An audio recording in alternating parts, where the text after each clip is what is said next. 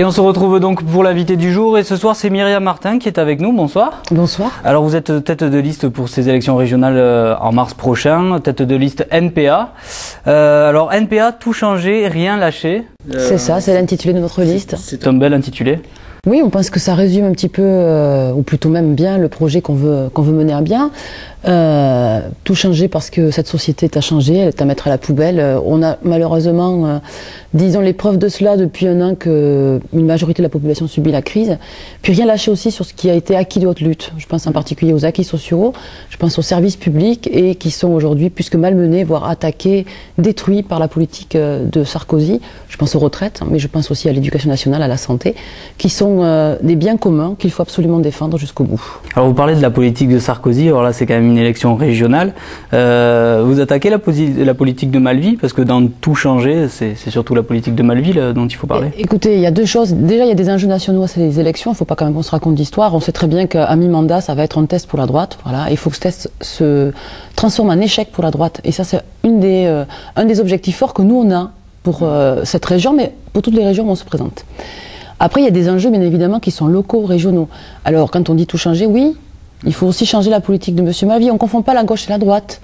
Mais aujourd'hui, qu'est-ce qui peut dire que la politique menée par Malvy et dans les 20 régions dirigées par le Parti Socialiste a amoindri la crise, a permis de résister à Sarkozy? Rien.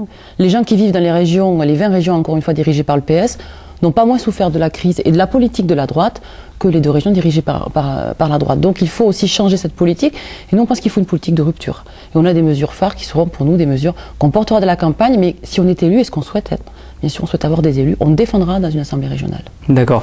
Alors bon, on reviendra tout à l'heure sur les idées, les grands axes de la campagne, mais la première question, on a dû déjà vous la poser énormément de fois, mais pourquoi pas d'alliance avec le Front de gauche, avec le Parti communiste par exemple? Pourquoi justement, pour avoir des élus comme vous le disiez, c'était plus facile de s'allier finalement? Écoutez, oui, je vous répondrai qu'il faut poser la question malheureusement au Parti communiste, parce que, bon, par ailleurs, on ne part pas seul, hein, et dans d'autres régions, assez nombreuses par ailleurs, on part avec des partenaires.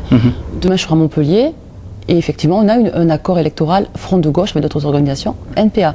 C'est vrai qu'on a un personnage assez nauséabond en face, c'est Georges Frêche, et que ça a permis sans doute aussi de, disons, rallier ces forces-là, mais aussi pourquoi? Parce que on ne peut pas s'allier au deuxième tour avec un personnage comme Georges Frêche. Donc ça a facilité les choses. Mais dans notre région, il y a des accords. Ici, à Midi-Pyrénées, on est avec les objecteurs de croissance et avec les alternatifs. Alors qu'est-ce qui s'est passé à Midi-Pyrénées? Qui viennent de quitter le Front de gauche. À Midi-Pyrénées, ce qui s'est passé, c'est que les discussions ont porté bien évidemment sur une possibilité, et on souhaitait vivre un accord au premier tour des élections avec le Parti communiste et le Parti de gauche, mais aujourd'hui il n'a pas été possible de s'entendre avec ces deux forces parce que, encore une fois, la lisibilité politique de leur projet, de leur stratégie, notamment vis-à-vis du Parti socialiste qui dirige quand même les régions, n'est toujours pas claire, ou alors trop claire, c'est-à-dire qu'on va retomber dans les mêmes ornières de la dernière mandature. On a à nouveau finalement la volonté d'aller diriger le gouvernement de région, hein, parce que ça, il faut parler clair, avec le Parti socialiste. Ça veut dire quoi? Ça veut dire diriger sous les ordres du Parti socialiste. Et si on veut rompre avec une politique de gestion sociale libérale, ben, il faut pas diriger avec eux. Et surtout pas sous leur hégémonie. Sinon, on ne fait rien, on est inefficace en rien, on est utile en rien. Et je pense que dans cette campagne, il y a quelque part deux listes à gauche de la gauche. Il y en a une qui est témoignage, celle du Front de gauche, je le regrette. L'idée que l'on se fait du NPA, quand on en parle souvent, c'est un parti qui ne veut pas aller au pouvoir. Vous, là, aujourd'hui, vous voulez vraiment des sièges. Il y a un sacré fantasme là-dessus. D'abord, des élus, on en a, et on en veut d'autres. Voilà. Alors, pas pour être dedans, dans les institutions, bien confortablement installées, attendre que ça passe, mais au contraire, pour faire bouger les choses, et puis surtout pour aussi se servir des institutions pour appuyer les résistances et les mobilisations sociales. Bon, donc on veut des élus. On a des élus ici à Colomiers, un élu municipal, à Foix, un élu municipal, une conseillère régionale sortante en Rhône-Alpes et une centaine à peu près d'élus municipaux en France. Et on veut des élus dans les conseils régionaux. Il faut savoir que si le scrutin n'avait pas changé en 2004, nous aurions des élus dans beaucoup de régions en réalité. Mais comme le scrutin est assez injuste, il n'y a pas de proportionnel intégral, nous avons été, comme d'autres partis par ailleurs, disons, écartés du scrutin de fait, en tout cas d'avoir la possibilité d'avoir des élus. Bon, maintenant c'est comme ça. Donc nous on veut des élus. Voilà, mais le pouvoir, ça veut dire quoi? Gouverner, c'est, pour nous, pour et par le peuple. C'est ça la démocratie. C'est pas gouverner à sa place, c'est pas décider à sa place sans jamais le consulter, parce que nos élus, ils sont élus pour 6 ans, voilà, pour 4 ans la prochaine fois, mais ils ne rendent pas compte de ce qu'ils font, y compris des promesses qu'ils ont faites et qu'ils n'ont pas tenues. Nous, on veut pas de ça. Voilà, on est très clair, mais on veut être à l'Assemblée régionale et former un groupe indépendant qui puisse se battre pour des mesures phares et qui puisse le faire à l'intérieur et à l'extérieur. Bon, alors le but, on va parler de chiffres un petit peu, c'est faire 5%. Oui, alors 5% c'est pour avoir des élus. Aux européennes. Aux européens, on a fait. Non, on a fait 5,76, hein, mais c'est plus compliqué. On est arrivé. C'est encore une fois, la proportionnelle intégrale a été supprimée, donc c'est la prime au plus fort pourcentage pour aller vite. On est passé près. Mais on a fait 5,76%. On espère bien rééditer ce score au minimum et faire plus. Pourquoi pas? On part confiant. Voilà, on part confiant. On va faire commencer le faire, une campagne de terrain, une campagne de conviction. Donc il n'y a pas de souci là-dessus. Je sais que ça va pas vous plaire. Je vais parler de sondage. Aujourd'hui, vous êtes à 3%. Oui, vous les écoutez pas? Je les écoute pas parce que le précédent, on était à 5 avant-hier. Donc il y en a eu 2. Hein, donc les sondages, moi j'y fais très attention sur un début de campagne. Je préfère être à 3 en début et à 6 ou à 5 en fin que l'inverse. Donc je me méfie beaucoup. Mais la campagne n'a pas réellement commencé. Elle passe une personne. Les gens, ils ont le nez dans le guidon de ce qu'ils subissent au quotidien. Je crois que c'est ça aussi qu'il faut. C'est à ça qu'il faut répondre à la campagne. Donc campagne des régionales. Bon, nous, ce qu'on va dire, c'est qu'il faut que les abstentionnistes, c'est-à-dire les classes populaires, les jeunes, les travailleurs, ne le fassent pas cette fois-ci. Et à y porter effectivement leur scrutin, leur voix sur les listes NPA. NPA ici, encore une fois, alternatif, mouvement des objecteurs de croissance, pour dire on veut envoyer des élus fidèles à leurs idées à l'intérieur de l'institution. Voilà, c'est ça qu'on veut délivrer en tout cas comme message. Alors votre liste a été montée, vous l'avez présentée hier soir, je crois? On l'a présentée hier après-midi. Hier après-midi. En tout cas, les têtes de liste départementales. Alors, il y a une personne que je retiens, Alexis Antoine, un ex de Molex. Vous imaginez la question que je vais poser. Il y a Denis Paris qui est aussi sur la liste de Martin Malvy. Vous pensez pas qu'il y a un peu de récupération avec Molex? Écoutez, il y a des gens qui font des choix. Je crois qu'il faut respecter les choix des autres ex-Molex qui ont décidé de partir avec d'autres listes. Non, mais il n'y a pas de récupération du tout, en tout cas pas pour le NPA. Parce qu'Alexis Molex, c'est un militant du NPA, donc on ne peut pas parler de récupération. C'est un camarade qu'on a rencontré sur la lutte et qui s'est battu courageusement, qui a été un des acteurs de la mobilisation et avec lequel on a entretenu à la fois des liens de camaraderie et d'amitié très fortes et de solidarité. Et donc il était presque naturel de lui proposer de venir sur notre liste, pour montrer que d'abord on peut se battre, on doit se battre, et on doit se battre contre les licenciements, et on doit se battre pour faire rendre gorge les patrons, c'est-à-dire qu'on donne des subventions dans cette région au patronat, soi-disant pour sauver l'emploi. Ça c'est une politique avec laquelle il faut rompre, ça c'est la politique de Malvy. Et finalement, c'est une déclinaison de ce que fait Sarkozy au niveau national. Et ça, c'est une grave erreur. L'argent, il faut au contraire le garder pour sauver les entreprises. Et y compris aider les salariés à la reprendre quand des patrons voraces la ferment. Et nous, ça sera un des projets qu'on aura à mener dans cette campagne et qu'on menera dans cette campagne. Et c'est logique, quelque part, que un ouvrier qui a subi cette politique-là ait envie aussi de la mener avec nous. Monter des coopératives de salariés, oui, c'est ça.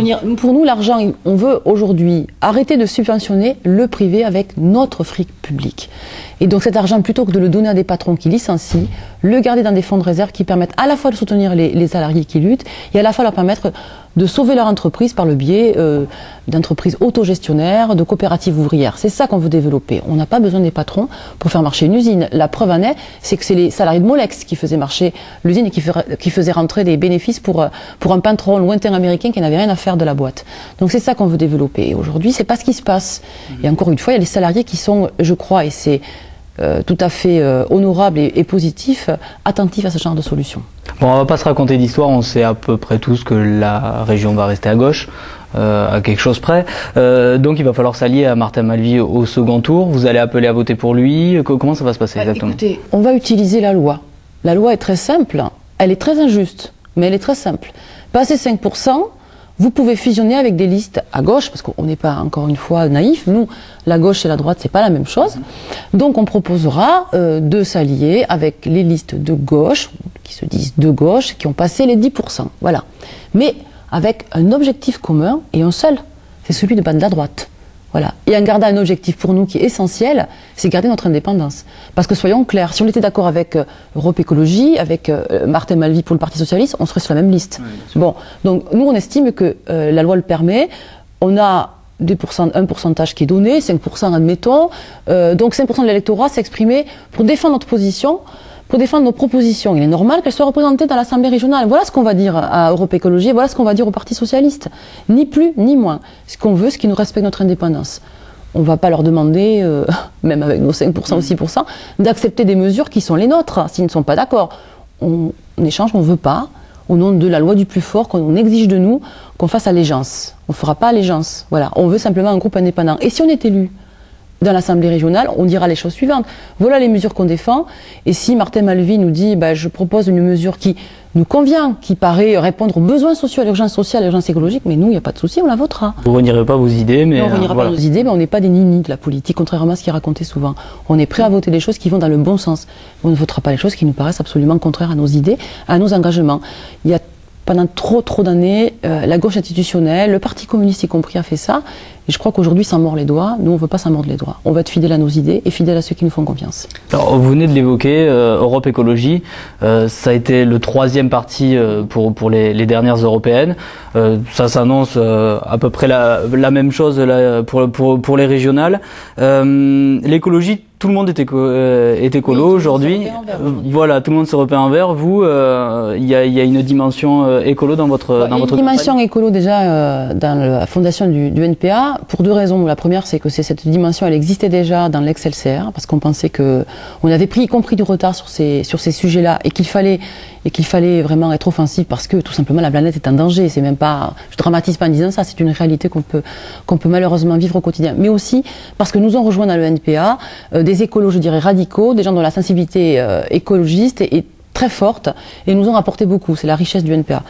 Et aujourd'hui, c'est un des éléments qui est fondateur du NPA. Donc, mais avec un souci que n'ont pas les autres listes, c'est que si on veut une vraie politique écolo, il faut rompre avec le système. Le système capitaliste, il est productiviste, il détruit la planète, il détruit les êtres humains, il détruit les richesses, peu importe d'ailleurs qu'il les épuise. Et nous, on dit ça suffit.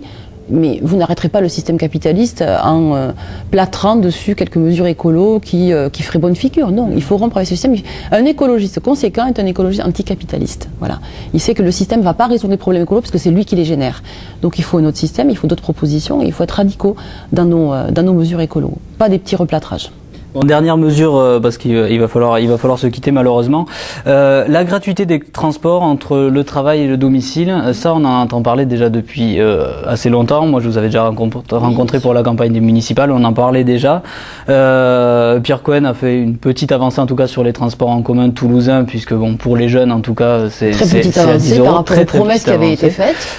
Vous pensez que c'est réellement possible? Parce que il les a promis. Ces avancées, il a dit que c'était possible et finalement, en arrivant au pouvoir, il dit que c'est pas possible. C'est possible parce que c'est un problème de choix politique. Il faut savoir ce qu'on fait de l'argent. Voilà. Quand vous distribuez de l'argent aux patrons, à l'université catholique à Toulouse, quand vous financez les lycées privés, c'est sûr que vous en avez un peu moins pour faire des choses qui sont en fait nécessaires pour le bien de tous et de toutes. Alors, nous, on pense que c'est possible et qu'il faut commencer par déjà les déplacements gratuits, domicile travail, domicile formation, domicile lieu d'études. L'avancée, c'est les TER. Vous parlez aussi vous mettez les TER là-dedans. Je mets là-dedans les TER parce que c'est à la fois une mesure sociale juste, mais écologiste juste parce que il y a une urgence. On peut pas dire qu'il y a une urgence écolo, qu'il faut se repeindre en vert et ne rien faire pour ça. Si vous prenez le train, vous rejetez beaucoup moins de CO2 dans l'atmosphère. Donc il faut absolument cette mesure. Et puis elle est socialement encore une fois juste quand on voit la situation des salariés, des jeunes en particulier. Bon, on a besoin de mesures de ce type-là. C'est possible. Il y a 2 élus avant LCR, entre 98 et 2004, qui se sont bagarrés au sein de l'Assemblée régionale, qui se sont bagarrés avec les associations de chômeurs et précaires et qui ont obtenu ce qui était soi-disant impossible, la gratuité des transports en Midi-Pyrénées pour les chômeurs et précaires. Donc c'est possible. Encore une fois, c'est une question de volonté de choix politique. Il faut savoir si on s'attaque aux intérêts privés avec courage pour servir l'intérêt public. Nous, on est pour faire ça et on le fera jusqu'au bout. Et en particulier, si on est élu, on le fera dans l'Assemblée régionale. On vous remercie en tout cas de nous avoir accueillis ici. Nous, on se retrouve dès demain pour un nouvel invité du jour. Bonne soirée sur Toulouse Info.